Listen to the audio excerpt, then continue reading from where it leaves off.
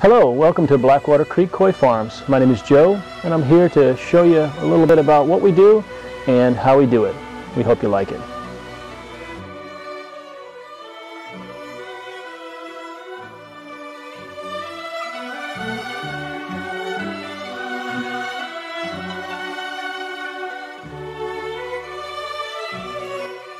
Believe it or not, Blackwater Creek started as a side business. We were fairly small and we wanted to do something to keep our feet wet. We were in the industry, however we weren't directly raising fish. So we went ahead and did some stuff on the side, figured it would pay for a few toys and allow us to continue in the industry that we loved, as well as work our day jobs at Aquatic Ecosystems.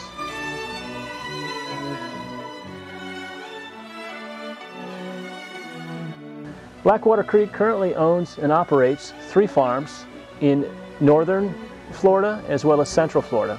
It's comprised of 65 acres and over 100 mud ponds, numerous tanks, and separate shipping facilities for each farm.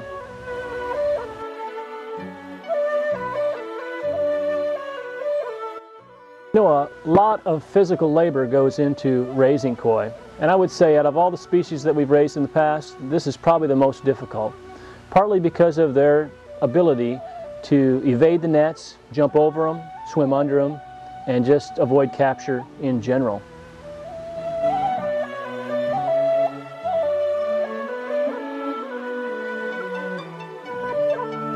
Our fish are grown in both lined ponds and natural mud ponds. However, the difference really is in the harvest and the holding and treating these fish prior to shipping. It's easy to hold a lot of fish in a lot of water space, but when you bring these fish up into confined quarters, you have to take the right precautions in order to get them in shape so that you can ship them.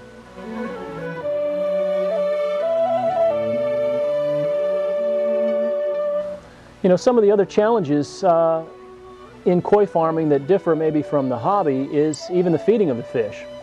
We feed over 1,000 pounds of food on some of our peak days.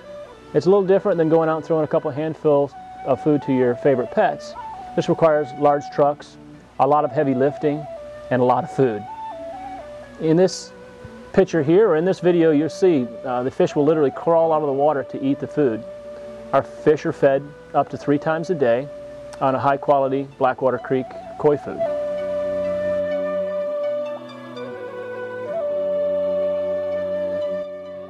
So, what makes us different from other farms? Really, I believe it's the sheer magnitude of the fish that we produce. Blackwater Creek produces consistently over 30 different varieties, including some of the best butterfly koi in the world.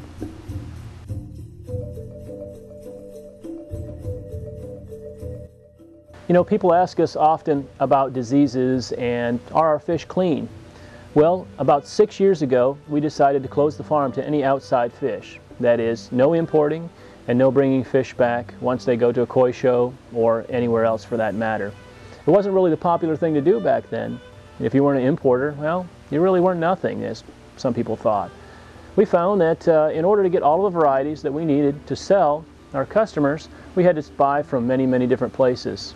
And this was fine. However, this year maybe this fish didn't like the bugs from that farm, or that farm's fish didn't hold up as well to shipping as this farm. And of course, when we brought them back and mixed them together, sooner or later we had troubles. So we started thinking, we can't import anymore. We're going to close ourselves off, and we're going to only do with the broodstock that we have. That choice was not the popular choice at the time. However, we really brag about it these days because our fish are safe, we know where they come from, and we can completely put our name on them.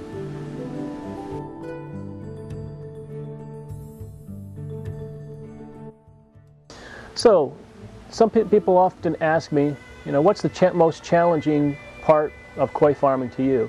And I would say producing some of the best butterfly koi in the world. It's very, very difficult. Putting the long fins on those standard fin varieties takes many, many generations and lots of time. It's a labor of love. It's fun to create something that hasn't been seen ever before in the world on certain varieties. And you never quite know what you're going to get on some of the crosses that we do. So butterfly koi are by far the most challenging and also the most rewarding part of our business.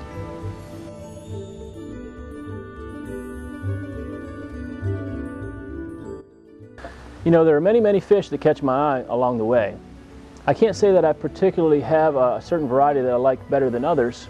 However, each year we see spawns that have those fish that just catch my eye. Sometimes it seems like we can do no wrong. Other times spawns turn out pretty bad and we have to redo them to search for some better genetics. Here are a few that I particularly like, and I hope you'll like them too.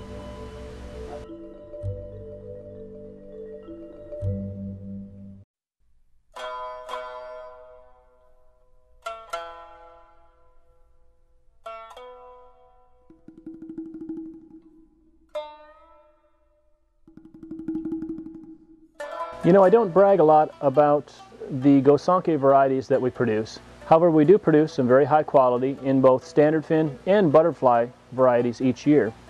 One of the newer varieties that we're working on is more of a yellow or Keyshoa, such as this one here. We look forward to producing many of these. It's been fairly difficult, although I think we're onto something with these.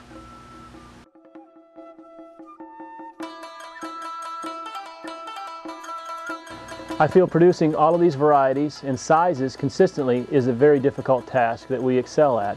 You know, it's pretty easy if you're going to raise one or two different varieties to get some very high quality fish. But when you start trying to be an expert at as many varieties as we use, it becomes a daunting task to keep up with. Okay, you've seen the pretty side. Now let's show you a little more of the down and dirty, ugly side and how we get it done.